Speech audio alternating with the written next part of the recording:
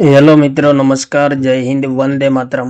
Job government information ચેનલમાં સ્પર્ધાત્મક પરીક્ષાની તૈયારી કરતા તમામ ઉમેદવાર મિત્રોનું હાર્દિક સ્વાગત છે।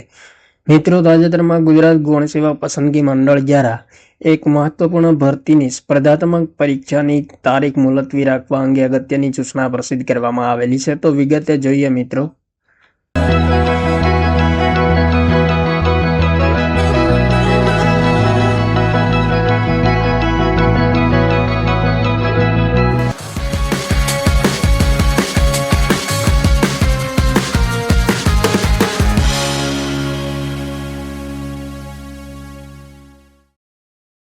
ગુજરાત ગૌણ સેવા પસંદગી મંડળ દ્વારા મંડળની વેબસાઇટ પર તારીખ 18-10-2025 રોજ પ્રસિદ્ધ કરવામાં આવેલી જાહેરાતથી મંડળની જાહેરાત ક્રમાંક 350/2025-26 મ્યુનિસિપલ ઇજનેર વર્ગ 3 સંવર્ગની MCQ CBRT પદ્ધતિથી પરીક્ષાનું આયોજન તારીખ 29/11/2025 રોજ કરવામાં આવેલ હતું। મંડળ દ્વારા વહીવટી કારણોસર લેવામાં આવેલ નિર્ણય અન્વયે જાહેરાત ક્રમાંક 350/2025-26 મ્યુનિસિપલ ઇજનેર વર્ગ 3ની તારીખ 29/11/2025 રોજ લેવાનાર પરીક્ષા મુલતવી રાખવામાં આવેલ છે। આ મુલતવી રાખવામાં આવેલ પરીક્ષાની તારીખ નિયત થયેથી મંડળની વેબસાઇટ પર પ્રસિદ્ધ કરવામાં આવશે, જેની સંબંધિત ઉમેદવારોએ નોંધ લેવા જણાવવામાં આવે છે। તો 24/11/2025 રોજ ગુજરાત ગૌણ સેવા પસંદગી મંડળ દ્વારા અગત્યની સૂચના પ્રસિદ્ધ કરવામાં આવેલી છે।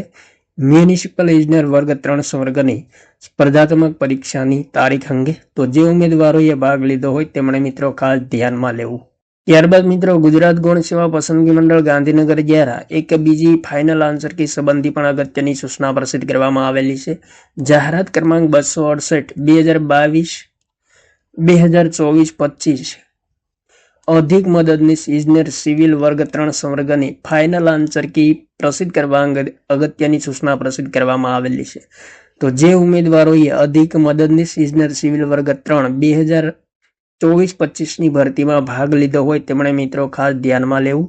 જાહેરાત ક્રમાંક 268/2024-25 અધિક મદદનીશ ઇજનેર સિવિલ વર્ગ 3 સંવર્ગની CBRT પદ્ધતિથી સ્પર્ધાત્મક પરીક્ષા 8/8/2025 રોજ યોજવામાં આવેલ હતી। આ પરીક્ષામાં પાર્ટ A માં 60 પ્રશ્નો અને પાર્ટ B માં 150 પ્રશ્નો પૂછવામાં આવેલ હતા, જેની પ્રોવિઝનલ આન્સર કી 11/8/2025 રોજ પ્રસિદ્ધ કરવામાં આવેલ હતી।